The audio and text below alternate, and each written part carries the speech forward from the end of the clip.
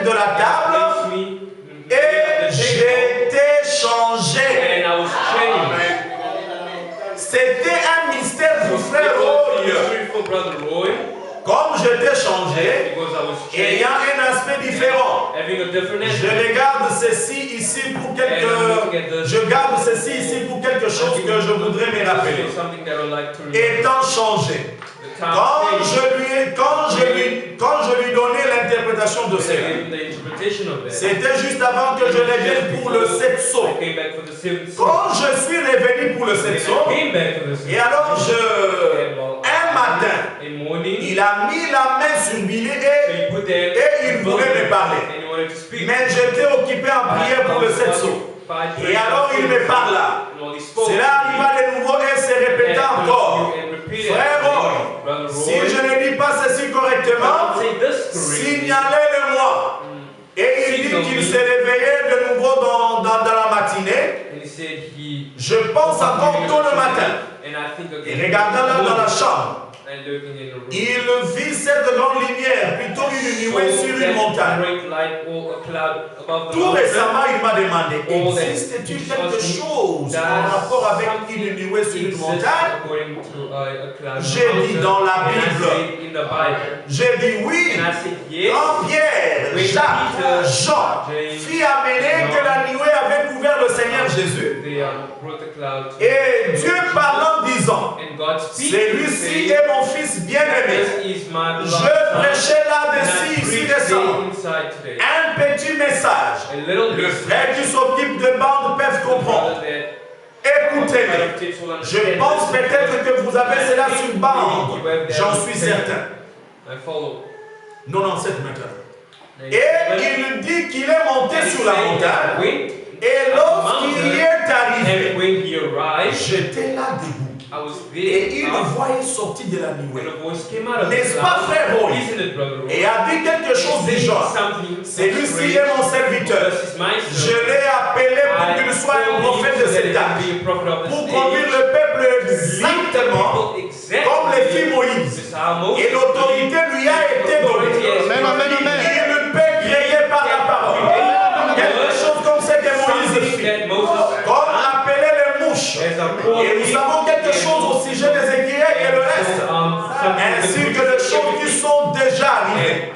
La petite tiroir qui est derrière. Je pense que c'est ce qui est arrivé chez elle. Et il me dit que je fais ce que Moïse avait fait. Matthieu 17, Jésus a adopté. La nuée, la glorification. Donc, début de la pêche, William parle de la nuée qui est venue l'emporter. La nuée, c'est la colonne de feu. La colonne de feu, c'est la tribu de la plénitude de la divinité. Quand vous voyez un homme avec la lumière comme ça, il est Dieu. Amen. Maintenant, s'agissant du baptême, il semble comme s'il y aura des ordonnances. L'ordonnance de Jésus et l'ordonnance de Christ. Branham le dit ici. Je suis dans le baptême d'eau. Le baptême d'eau. Prêché le 29 mars 59 matin. Je vais lire le paragraphe 36. Et puis 57 à 62. Et puis 46. Et 42 à 46. Je prends juste la partie essentielle parce que l'air est déjà avancé. William Branham dit ceci. Est-ce que vous êtes disposés ou on arrête? Continuons. Il dit, eh bien, aujourd'hui, on a substitué acte, ou plutôt Matthieu 28, 19. Matthieu 28, 19. C'est ce que nous avions lu, non? Tout pouvoir m'a été donné à l'effet de la nation des disciples le baptisant dans le Père, Fils et Saint-Esprit. N'est-ce pas? Jésus Abraham parle ici. On a substitué Matthieu 28, 19. Là où Jésus-Christ a ordonné à son Église. L'ordre, c'est un ordre. Un ordre, c'est l'impératif. Un ordre, c'est comment dirais-je encore? Un commandement. On commande. Vous devez faire ça. Jésus-Christ a ordonné à son Église. Ordered his church. Allez dans toutes les nations, enseignez-leur à observer tout ce que je vous ai enseigné. Le baptisant au nom du Père, du Fils et du Saint-Esprit. Branham. Pierre, 10 jours plus tard, leur ordonna l'ordre de Jésus. L'ordre de Pierre. Jésus a ordonné, Pierre aussi a ordonné. Jésus a donné une ordonnance, Pierre aussi a fait une ordonnance. Pierre, 10 jours plus tard, leur ordonnant de se faire baptiser au nom de Jésus-Christ. 2 ordonnances. Personne dans la Bible n'a été baptisé au nom du Père, Fils et Saint-Esprit. Ça ne figure pas dans la Bible. La fois suivante, qu'il ait fait mention du baptême, c'est dans Acte 19. Là où ils ont rencontré par hasard les disciples de Jean. Ici, il s'agit de Paul, maintenant suivi attentivement. Je ne vais pas revenir sur ça pour gagner du temps. Vous voyez que Jésus a ordonné. Mais Pierre avait la révélation. Pierre était avec le Seigneur Jésus dans la montagne de la transfiguration. Et Jésus savait que le testament ne pouvait pas entrer en vigueur pendant que lui vivait.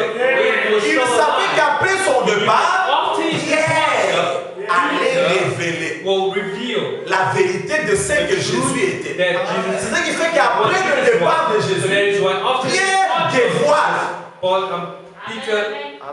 Vous comprenez? C'est ce que William Branham dit. Maintenant écoutez, je vais sauter beaucoup de choses pour donner ce qui est essentiel.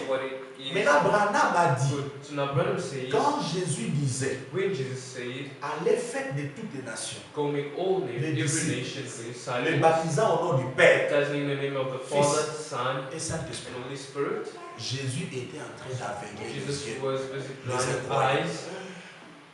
Vous avez l'aveuglement.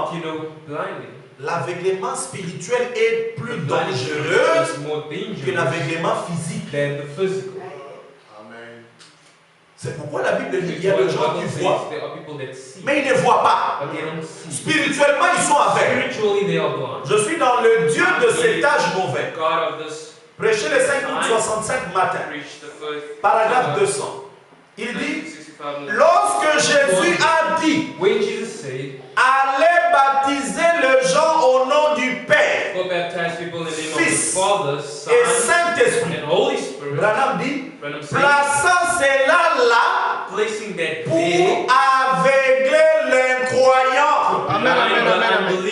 Suivez attentivement pourquoi Pierre n'a-t-il pas accompli cela littéralement. Pierre ne l'a pas accompli littéralement. Il aurait dû le faire si on baptise un homme dans le titre de Père. Le Père n'est pas un homme. Père.